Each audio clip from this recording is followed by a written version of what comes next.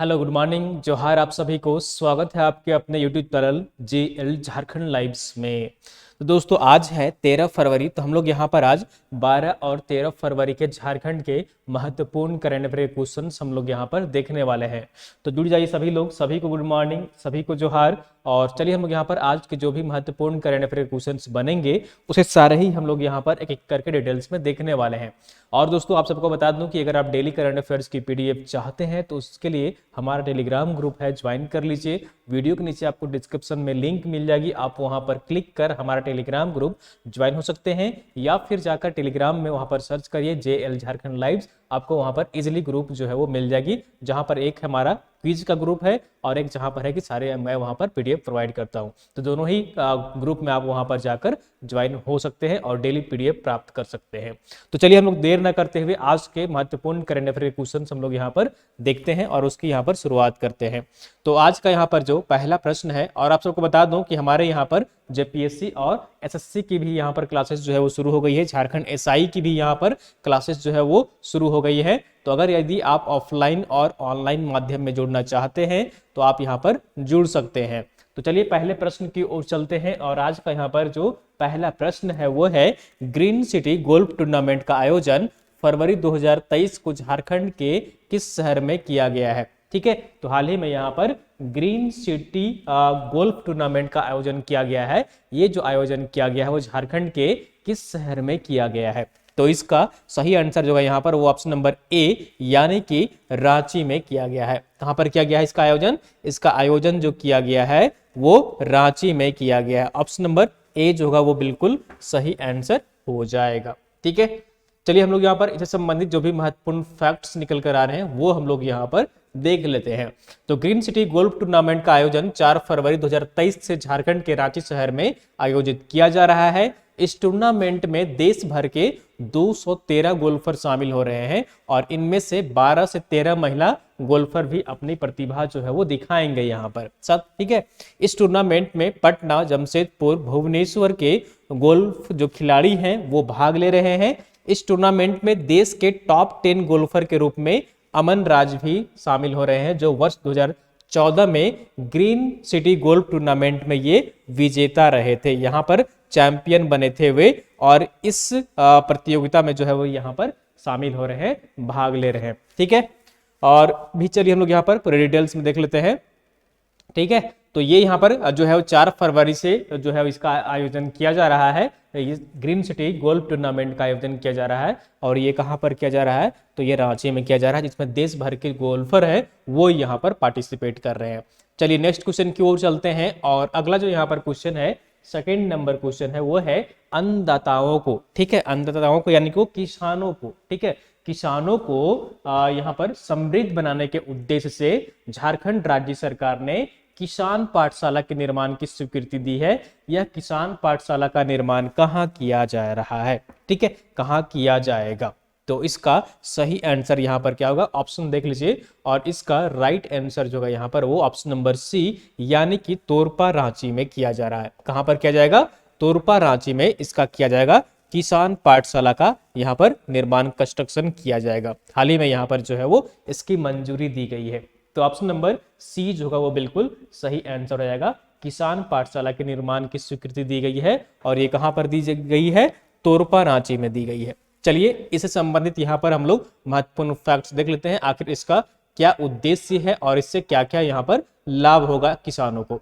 तो अन्नदाता को समृद्ध बनाने के लिए सरकार तोरपा रांची में किसान पाठशाला का निर्माण कराएगी। इसके लिए यहाँ पर दियाकेल पंचायत के चेंगरझोर नदी के समीप 9 एकड़ भूमि पर यह निर्माण किया जाएगा। ठीक है, तोरपा के पास दियाकेल पंचायत है और वहां पर एक चेंगरझोर नदी है। ठीक है, यहाँ पर जो है वो 9 एकड़ भूमि अलॉट किया गया है और इसकी मंजूरी जो है वो दे दी गई है, इसकी स्वीकृति दे दी गई है। रांची उपायुक्त हैं शशि रंजन वर्तमान में, उन्होंने इस प्रस्ताव पर राज्य सरकार से सहमति के लिए वहां पर जो है वो प्रस्ताव भेजा था यहाँ पर DC ने, यानी कहिए कि जो फिलहाल यहाँ पर उपायुक्त हैं शशि रंजन, उन्होंने राज्य सरकार को, तो राज्य सरकार ने इस पर मुहर लगा दी है, यानी कि अब यहाँ पर जो है किसान पाठशाला का निर्माण किया जाएगा। इससे पूर्व जो है वो मुख्यमंत्री ने किसान पाठशाला निर्माण के लिए 90 लाख रुपए यहाँ पर का चेक जो है वो तोरपा महिला कृषि बागवानी स्वावलंबी सहकारी समिति से जुड़ी दीदियों को सौंपा था।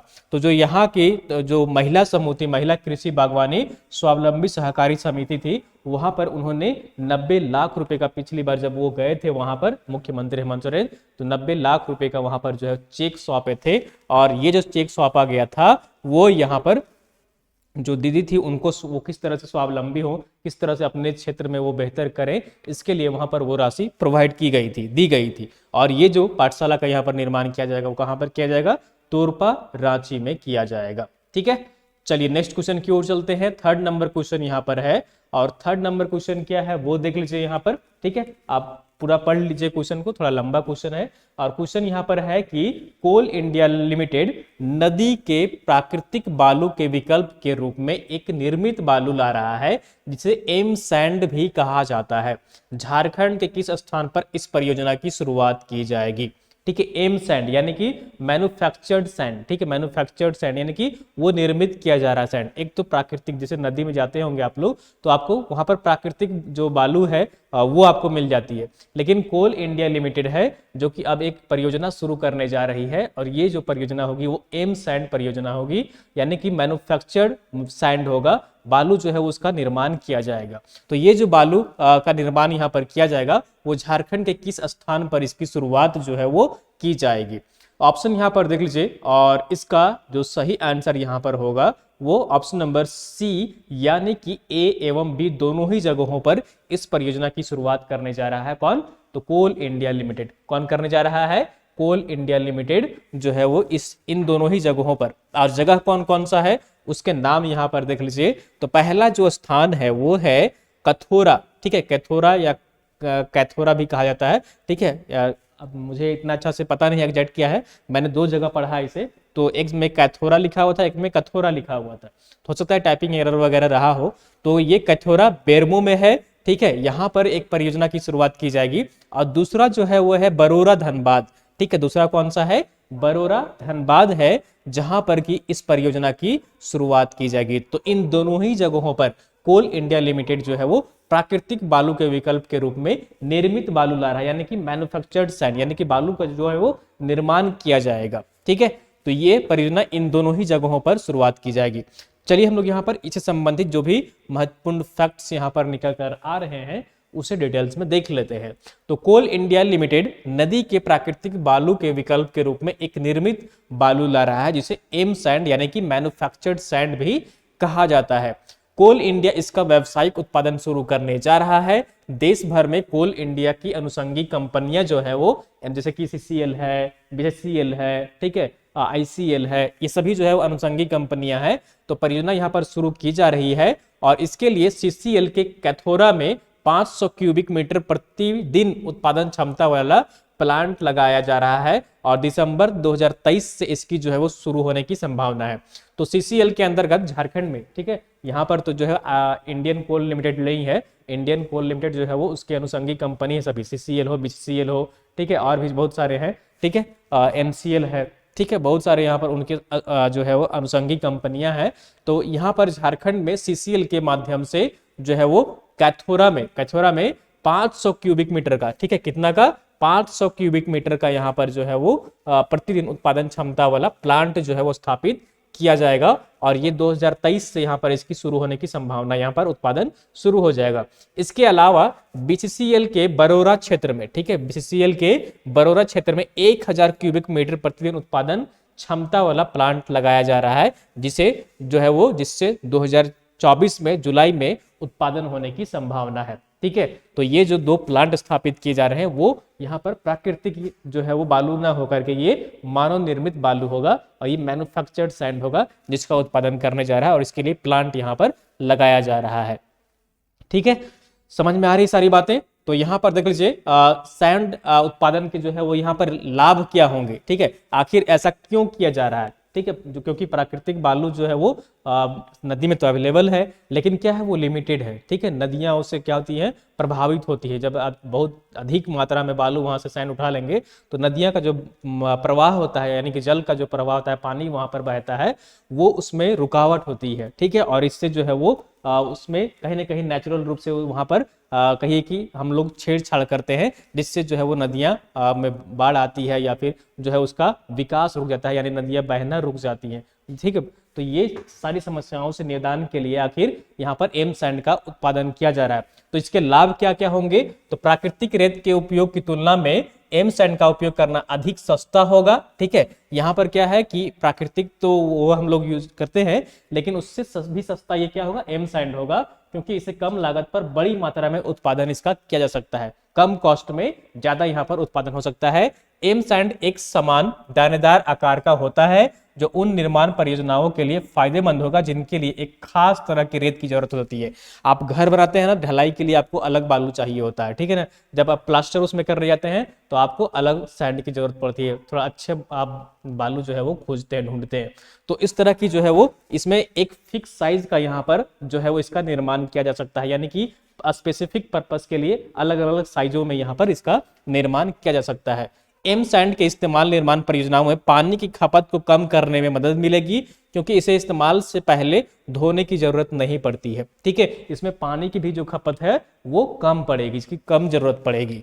एम सैंड रेत अधिक दानेदार होता है और इसकी सतह जो है वो खुरदुरी होती है, जो इसे विशेष तरह के निर्माण परियोजनाओं के लिए अधिक व्यवहारिक बनाती है। क्या है ये? रुखदरा है, खुरदुरा है, तो ये क्या होगा? जल्दी से जो है वो चिपक जाएगा, यानी कहिए कि जल्दी से ये जो है वो यहाँ पर कोई भी काम, स्पेसिफिक काम के लिए उसका अच्छी तरह से इस्तेमाल किया जा सकता है।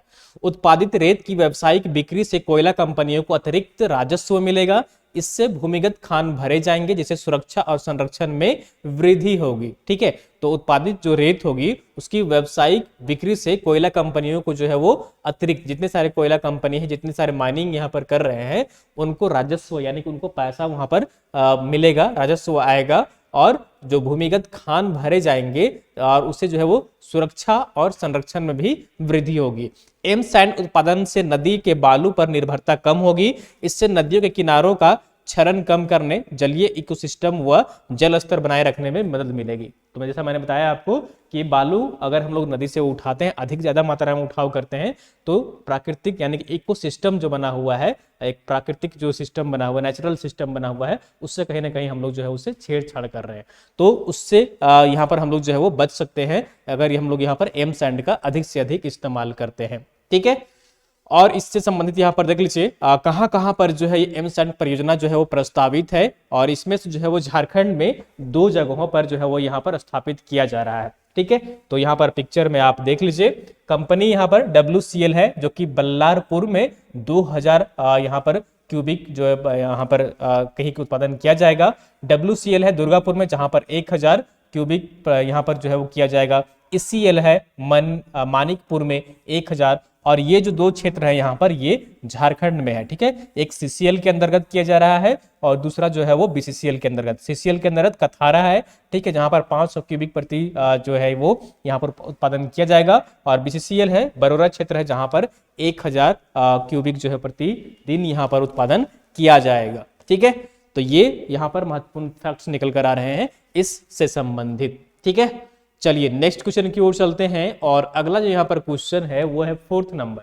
4th नंबर क्वेश्चन क्या है कि हाल ही में एक रिपोर्ट जारी की गई है, और ये जो रिपोर्ट है वो है department of public enterprises DPE की सर्वे वर्ष 2021-22 में सालाना टर्नओवर एवं राजस्व के आधार पर CCL को कौन सा स्थान प्राप्त हुआ है। ठीक है, CCL को कौन सा स्थान प्राप्त हुआ है। ठीक है, हाल ही में DPE का सर्वे जारी किया गया है, और इसे सालाना टर्नओवर यानी कि साल भर ये कितना राजस्व इसमें यहाँ पर एकत्रित किया है, कितना टर्नओवर रहा है, कितना सेल और परचेज का यहाँ पर CCL की तरफ से किया गया है, इस मामले में CCL को कौन सा स्थान प्राप्त हुआ है। तो इसका सही आंसर जो होगा यहाँ पर ऑप्शन नंबर B होगा, यानी कि C होगा यहाँ पर, यानी कि 35वां स्थान प्राप्त हुआ है। कौन सा स्थान प्राप्त हुआ है? 35वां स्थान प्राप्त हुआ है। ठीक है, 35th जो है रैंक यहाँ पर मिला है CCL को। ठीक है, कौन सा रैंक मिला है? CCL को 35वां यहाँ पर रैंक जो है वो मिला है। ठीक है, थोड़ा सा मैं कंफ्यूज हो रहा था, तो यहाँ पर जो है वो कौन सा स्थान प्राप्त हुआ है? ये आपका 35वां स्थान प्राप्त हुआ है। ठीक है, और यहाँ पर CCL आया है, तो CCL का फुल फॉर्म क्या होता है? सेंट्रल कोल फील्ड्स लिमिटेड होता है। क्या होता है? Central coal fields limited. ठीक है, सेंट्रल कोल फील्ड्स लिमिटेड है। इसकी स्थापना की बात करें हम लोग यहाँ पर, इसकी जो स्थापना हुई थी कब हुई थी? वर्ष 1956 ईस्वी में हुई थी। ठीक है, कब हुई थी? वर्ष 1956 ईस्वी में यहाँ पर इसकी स्थापना हुई थी। ठीक है, कब हुई थी? वर्ष 1956 ईस्वी में यहाँ पर स्थापना हुई थी। ठीक है, तो ये आप यहाँ पर याद रखिएगा। और इसका हेड क्वार्टर जो है वो कहाँ पर है? रांची में है। सीसीएल का जो हेड क्वार्टर है वो कहाँ पर है? ये रांची में स्थित है इसका हेड क्वार्टर। ठीक है, चलिए इससे संबंधित जो भी यहाँ पर फैक्ट्स निकल कर आ रहे हैं उसे हम लोग यहाँ पर देख लेते हैं। तो हाल ही में 4 फरवरी 2023 को डिपार्टमेंट ऑफ पब्लिक एंटरप्राइजेज के सर्वे 2021-22 रिपोर्ट जारी की गई है। इसमें केंद्रीय सार्वजनिक क्षेत्र के उद्यमियों को उनके सालाना टर्नओवर एवं राजस्व के आधार पर रैंकिंग दी गई है। इस सूची में कुल 246 सीपीएसई को रखा गया है। कोल इंडिया की 7 सहायक कंपनियों को भी शामिल किया गया है। ठीक है, और बीसीसीएल को 38वां स्थान प्राप्त हुआ है। ईसीएल को 37वां स्थान प्राप्त हुआ है। सीसीएल को 35वां स्थान प्राप्त हुआ है। ठीक है, बीसीसीएल को 38th रैंक यहाँ पर मिला है। ठीक है, वहीं ईसीएल की बात करें, ठीक है, ईस्टर्न कोल फील्ड्स लिमिटेड, तो उसको 37वां स्थान प्राप्त हुआ है। सीसीएल को यानी कि सेंट्रल कोल फील्ड्स लिमिटेड, इसको यहाँ पर 35वां स्थान प्राप्त हुआ है। डब्ल्यूसीएल को 34वां स्थान प्राप्त हुआ है। एनसीएल को 26वां स्थान प्राप्त हुआ है और एनसीएल को 23वां स्थान प्राप्त हुआ है। ईसीएल को यहाँ पर 21वां स्थान प्राप्त हुआ है। तो ये सारी बातें यहाँ पर इस रिपोर्ट में जानकारी निकल कर आ रही है और झारखंड स्थित जो सीसीएल है उसे 35वां स्थान प्राप्त हुआ है। ठीक है, चलिए नेक्स्ट क्वेश्चन की ओर चलते हैं और अगला जो यहाँ पर क्वेश्चन है, ठीक है, नेक्स्ट क्वेश्चन की ओर चलते हैं और यहाँ पर जो अगला क्वेश्चन है वो है 5th नंबर क्वेश्चन क्या कह रहा है, तो वो यहाँ पर देख लीजिए। हाल ही में 5 फरवरी 2023 को झारखंड आंदोलन में अग्रणी भूमिका निभाने वाले नागपुरी के प्रसिद्ध साहित्यकार झारखंड रत्न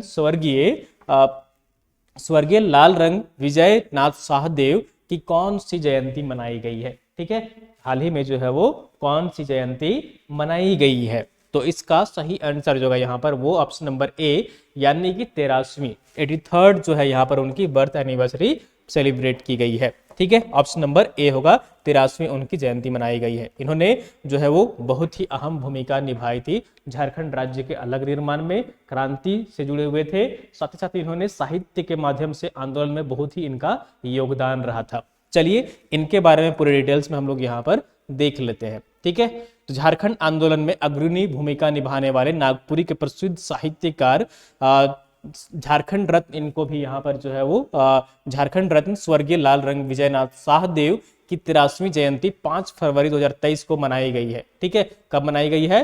5 फरवरी 2023 को इनकी 83वीं जयंती मनाई गई है। ठीक है, और इन्होंने आंदोलन के साथ साथ लेखनी से भी झारखंड आंदोलन को इन्होंने मजबूती प्रदान की थी। इन्होंने वर्ष 1957 में झारखंड पार्टी में सक्रिय भूमिका निभाई थी। ठीक है, इन्होंने झारखंड पार्टी में सक्रिय भूमिका इन्होंने निभाई थी। ठीक है, जेपी आंदोलन में कई बार वे जेल गए। 1977 में केंद्रीय गृह मंत्री चौधरी चरण सिंह उस समय जो है वो केंद्रीय गृह मंत्री हुआ करते थे। उस समय अलग राज्य के संबंध में उन्होंने जाकर जो है वो वार्ता किया था, बात किया था उस समय जाकर। ठीक है, 1977 में। ठीक है, 1977 में।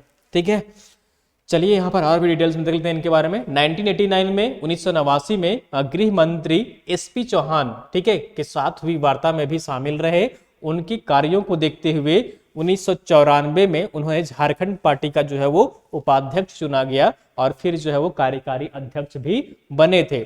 साहित्य के क्षेत्र में भी उनका विशेष योगदान रहा। उन्होंने नागपुरी साहित्य के विकास पर विशेष ध्यान दिया और कई किताबें उन्होंने लिखी। 1985 में नागपुरी प्रचारिणी सभा के संस्थापक हुए बने। ठीक है, 1985 में जो है वो नागपुरी प्रचारिणी, ठीक है, सभा के जो है वो संस्थापक बने थे। ठीक है, कब बने थे? 1985 में। पझरा पत्रिका था एक यहाँ पर प्रकाशित जब की गई थी, तब वे जो है वो इसका संपादक भी रहे थे। ठीक है, आकाशवाणी और दूरदर्शन में इनकी काफी लोकप्रियता जो है वो काफी यहाँ पर थी, आकाशवाणी और दूरदर्शन में। इनकी प्रकाशित पुस्तकों में पूजा कर फूल, ठीक है, जो कि काव्य संग्रह है, खोता यानी कि ये भी काव्य संग्रह है, खुखरी रुगड़ा संपादन इनका था, जागी जवानी चमकी बिजुरी गीत संग्रह इनका था, पझरा पत्रिका प्रधान संपादक आदि ये शामिल हैं। ठीक है, पझरा पत्रिका के ये प्रधान संपादक थे और इनका जो निधन हुआ था वो 19 मार्च वर्ष 2019 को हुआ था। ठीक है, और इनकी हाल ही में यहाँ पर जो है वो 83वीं जयंती मनाई गई है। तो ये पिक्चर में यहाँ पर है। ठीक है, जैसा कि आप देख पा रहे हैं। तो ऑप्शन नंबर कौन सा हो जाएगा?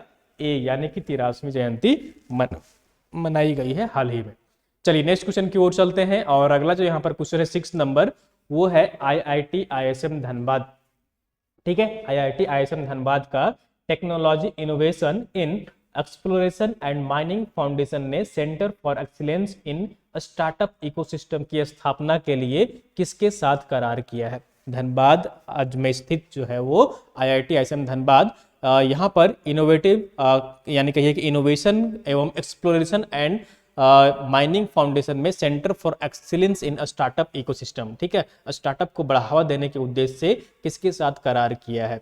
तो इसका सही आंसर जो है यहाँ पर वो ऑप्शन नंबर बी होगा, यानी कि अदानी एंटरप्राइजेज। ठीक है, अदानी एंटरप्राइजेज। ठीक है, काफी सुर्खियों में आजकल यह जो है वो यहाँ पर कंपनी रहा है अदानी एंटरप्राइजेज। ठीक है, काफी जो है वो यहाँ पर एक रिपोर्ट आई थी, हिंडनबर्ग की रिपोर्ट। ठीक है, हिंडनबर्ग की जो है वो रिपोर्ट आई थी। उस रिपोर्ट में यह आरोप लगाया गया था कि जो अदानी एंटरप्राइजेज है, अदानी समूह है, उन्होंने जो है वो गलत तरीके से कंपनी का जो है वो अलग अलग जगहों में, अलग अलग देशों में कंपनी के माध्यम से जो है वो शेयर यहाँ पर में इन्वेस्ट कर रही, कंपनी में इन्वेस्ट कर रही है और शेयर का जो है वो गलत तरीके से उसका रेट बढ़ाया जा रहा है। तो इस तरह उसके बाद यहाँ पर काफ़ी जो है वो नुकसान का यहाँ पर सामना करना पड़ा। शेयर जो है वो अदानी समूह के एंटरप्राइजेज के वो गिर गए थे काफ़ी। ठीक है, काफ़ी उसमें गिरावट दर्ज की गई थी, लगभग 40% तक जो है वो शेयर्स यहाँ पर उनकी शेयर जो थी वो रेट में कमी की गई थी। लेकिन फिलहाल यहाँ पर जो बातें सामने यहाँ पर निकल कर आ रही है तो हम लोग उसकी ओर चलते हैं। ठीक है, तो यहाँ पर अदानी एंटरप्राइजेज के साथ यहाँ पर IIT ISM धनबाद ने जो है वो technology innovation in exploration and mining foundation में सेंटर फॉर एक्सीलेंस के लिए स्टार्टअप इकोसिस्टम की स्थापना के लिए करार किया है। चलिए हम लोग यहाँ पर इससे संबंधित जो भी महत्वपूर्ण फैक्ट्स यहाँ पर निकल कर आ रहे हैं वो देख लेते हैं। ठीक है, तो यहाँ पर जो है वो परिसर में IIT ISM धनबाद का जो कैंपस है परिसर में, वहां पर स्टार्टअप जो है वो इकोसिस्टम स्थापित यहाँ पर किया जाएगा, एक्सीलेंस इन स्टार्टअप इकोसिस्टम स्थापित करेगा। इसके लिए अदानी एंटरप्राइजेज लिमिटेड के खनन बिजनेस नेचुरल रिसोर्सेज डिवीजन ने IIT ISM धनबाद के साथ करार किया है। इसके माध्यम से युवाओं में, ठीक है, इसके माध्यम से युवाओं में स्टार्टअप इकोसिस्टम क्षमता निर्माण और कैडर के विकास किया जाएगा एवं सेंटर के माध्यम से खनन में सुधार और उन्नत खनन तकनीक को विकसित किया जा सकेगा ताकि सुरक्षा के साथ उत्पादन बढ़ाया जा सके। ठीक है, तो ये यहाँ पर इसके मुख्य उद्देश्य रहे हैं। ठीक है, चलिए नेक्स्ट क्वेश्चन की ओर चलते हैं। अच्छा, यहाँ पर IIT ISM धनबाद आया है तो इसके बारे में भी आपको यहाँ पर पता होनी चाहिए। ठीक है, और इसकी जो स्थापना हुई थी वो कब हुई थी? IIT ISM धनबाद की स्थापना जो हुई थी वो कब हुई थी?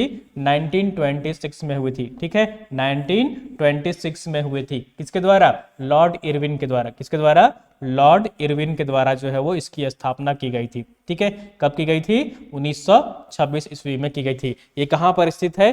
तो ये धनबाद में स्थित है। ठीक है, ये कहाँ पर स्थित है? तो ये जो है वो कहाँ पर स्थित है? धनबाद में स्थित है। ठीक है, और ये किसकी तर्ज पर इसकी शुरुआत की गई थी? तो ये जो है वो लंदन का जो रॉयल स्कूल ऑफ माइंस था उसी के तर्ज पर IIT ISM धनबाद की जो है शुरू की गई थी। ठीक है, लंदन का जो रॉयल स्कूल ऑफ माइंस था उसी के तर्ज पर IIT ISM धनबाद की शुरुआत की गई थी। ठीक है, चलिए नेक्स्ट क्वेश्चन की ओर चलते हैं और अगला जो यहाँ पर क्वेश्चन है वो है आंसर ऑफ द डे। और आप लोगों से जो है यहाँ पर प्रश्न पिछले क्लास में पूछा गया था कि 3 फरवरी 2023 को भोपाल में जो आयोजित की जा रही है खेलो इंडिया यूथ गेम्स, उसमें वहां पर एथलेटिक्स में झारखंड से किसने यहाँ पर स्वर्ण पदक यानी कि गोल्ड मेडल जीता है? और आप लोगों ने मैक्सिमम लोग इसका सही आंसर कमेंट किए थे। इसका सही आंसर जो है यहाँ पर ऑप्शन नंबर बी यानी कि आशा किरण बारला है, जिन्होंने यहाँ पर गोल्ड मेडल जीता था। ठीक है, तो ऑप्शन नंबर बी जो होगा वो बिल्कुल सही आंसर रहेगा। और आप लोगों ने मैक्सिमम लोग इसका सही आंसर कमेंट किया था। तो इनके बारे में चलिए हम लोग यहाँ पर देख लेते हैं। तो भोपाल में चल रहे प्रतियोगिता में ये कहाँ से बिलोंग करती है? झारखंड में, झारखंड के गुमला से ये बिलोंग करती है आशा किरण बारला। और इन्होंने ही यहाँ पर गोल्ड मेडल जीता है 1500 मीटर होगा, ठीक है, 1500 मीटर की दौड़ में इन्होंने स्वर्ण पदक जीता है। और इनका जो टाइमिंग था वो 4.43.50 सेकंड में दौड़ पूरी कर यह उपलब्धि हासिल की है। दूसरे स्थान पर मध्य प्रदेश की बी खान और तीसरे स्थान पर जो है वो गुजरात की लक्षिता सांडिल्य यहाँ पर रही थी। ठीक है, चलिए नेक्स्ट क्वेश्चन की ओर चलते हैं। और यह पिक्चर में आशा किरण बारला जिन्होंने यहाँ पर गोल्ड मेडल जीता है।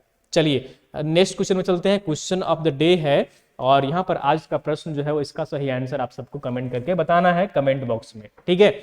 और यहाँ पर हर सेशन में हम लोग एक पिछले सेशन से प्रश्न देखते हैं ताकि आपकी रिवीजन होती रहे, चीजें याद रहे। तो इसलिए यहाँ पर आज का जो प्रश्न है वह है, हाल ही में राज्यपाल रमेश बैस ने झारखंड आकस्मिकता निधि संशोधन विधेयक 2022 को सहमति प्रदान की है।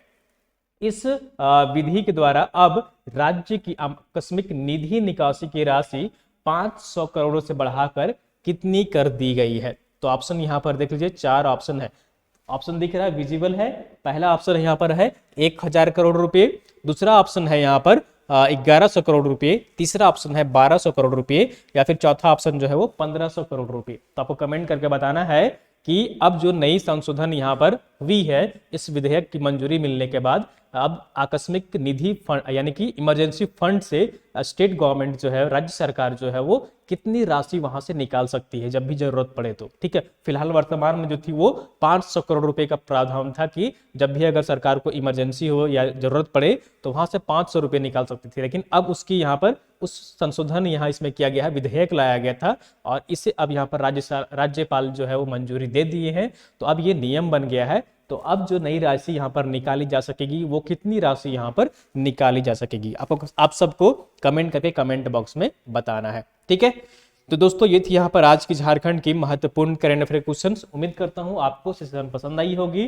तो आप सब एक जरूर लाइक बटन दबा दीजिए और चैनल में नए जुड़े हैं आप सब तो उस चैनल को जरूर सब्सक्राइब कर लीजिए। और जेपीएससी की हमारे यहाँ पर क्लासेस शुरू हो गई हैं। अगर आप 11 जेपीएससी की तैयारी कर रहे हैं तो आप यहाँ पर ज्वाइन हो सकते हैं। और यदि आप एसएससी की भी तैयारी कर रहे हैं, ठीक है, सेंट्रल जो एसएससी होती है उसकी अगर आप तैयारी कर रहे हैं, चाहे सीजीएल हो, सीजीएल हो या फिर एमटीएस हो, उसकी भी यहाँ पर हमारे यहाँ पर क्लासेस शुरू हो गई है।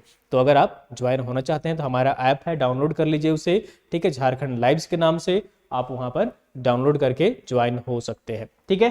तो दोस्तों ये थी यहाँ पर आज की झारखंड की महत्वपूर्ण करंट अफेयर क्वेश्चंस। उम्मीद करता हूँ कि आप सबको सारी चीजें समझ में आई होंगी, ठीक है। तो चलिए फिर मिलते हैं कल सुबह इसी टाइम, सुबह 6 बजे मॉर्निंग में। तब तक आप सब अपना ख्याल रखिए और मोटिवेटेड रहिए, थोड़ी बहुत रिविजन करते रहिए, चीज़ों को रिवाइज करते रहिए। और अपने जीवन में आगे बढ़ना है तो आपको थोड़ा बहुत मेहनत तो करना ही पड़ेगा। इसलिए मेहनत से कभी पीछे नहीं हटना है और लगे रहना है, ठीक है, जब तक कि सिलेक्शन हो ना जाए, ठीक है। तो चलिए फिर मिलते हैं कल सुबह 6 बजे इसी टाइम में, ठीक है। Thank you so much.